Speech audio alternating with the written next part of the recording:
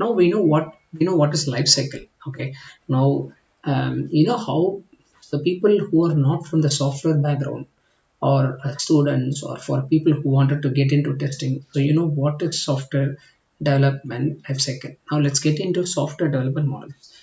You need to come up with a concept or a guideline or a model so that you can follow and do the development, okay, to the overall software development. Likewise, in software industry, we have a famous and traditional and old model called waterfall model. Okay, so waterfall model is actually a sequential software development methodology.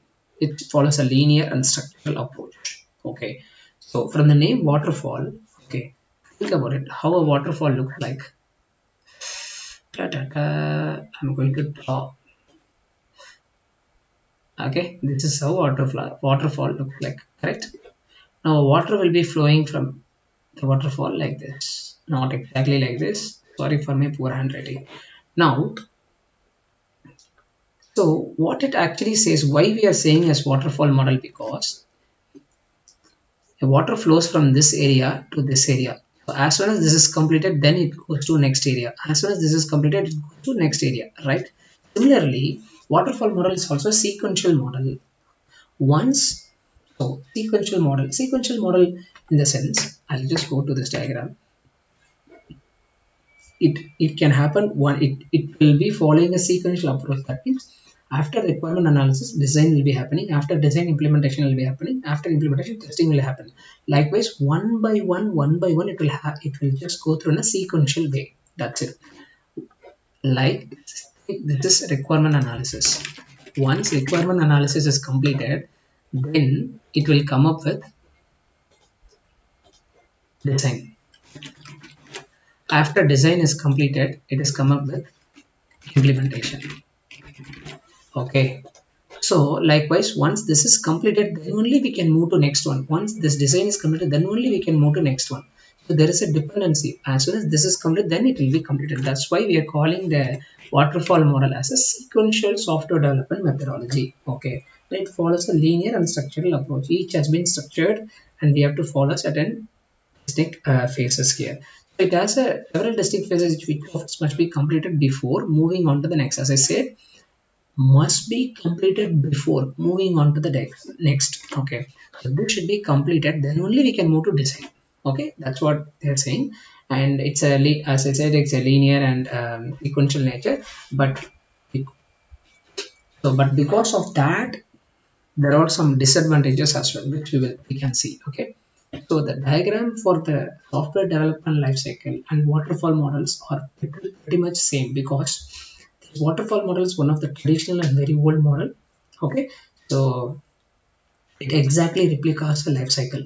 Okay, so you know what is life cycle now. So, so you know what is requirement analysis in high level, right? So see, similarly the waterfall model works in such a way. You have to complete the requirement analysis. After that, you can move into system design. Once system design is completed, you can move into implementation. Similarly, each phase has to be explained. This is called waterfall model, guys. Okay, right now, why we are calling as a waterfall model, how it relates to software development lifecycle. So now I'm the company. I want to develop a software for e-commerce for a company. Okay, for a business, I want to develop a software. I can just follow this as a model, and then I will just start working on it. Okay, that's why they're calling us a model. So I have something to follow the process. Okay, that's why they're calling us model. So this is all about waterfall model. Okay.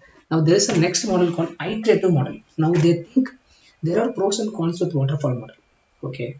So few pros will be like it's a linear and structured approach, but that becomes that becomes a problem, because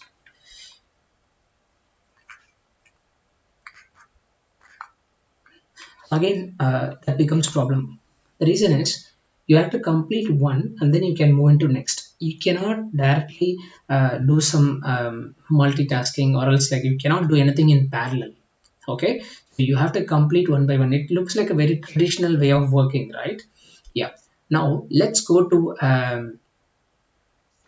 next model, iterative model. Iterative model is nothing but The development process is divided into small iterations or cycle. Okay, and each iteration goes through the phases of requirement gathering, blah blah blah. See, it's very simple, guys. Okay, here they are saying complete everything and then move to next. Now, in iterative model, what they are saying is this is a big piece of software. Consider this a big piece of software. Okay, now they are breaking this big piece of software into two, one and two, and each have its own waterfall. Okay, each have its own waterfall. Okay, now so this is, say for example, this is a product, whole product. Now this product will be divided into two. Product first off, I can say like a first off, and this is product second off, roughly. Okay, so and then they will do, okay, they will do this, they will do the development, and this is iterative model.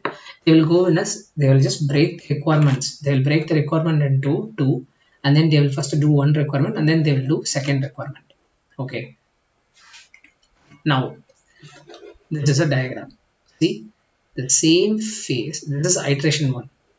They will do requirement analysis, design, implementation, everything will be happening. Okay, once this iteration is done, then they will move to second iteration. Similarly, they will be having 10, 15, 20, depends on the size of the product. Okay, now this session about software development lifecycle and software development models, the traditional models have been discussed. Okay, now consider it, this is not completely related to testing. Okay, but then it is also kind of related to testing, because testing is a part of, if you see everywhere, like see, we go to waterfall model, testing is there. Here if you take iterative model, testing is there. Testing is a part of the software development life cycle, so we need to know where the testing is being done, and you need to understand the overall software development process so that you can work efficiently as a tester, right? Now let's, in next session we can discuss about the agile models and also different process and all those things. Hope this session is very useful to you guys, and thank you.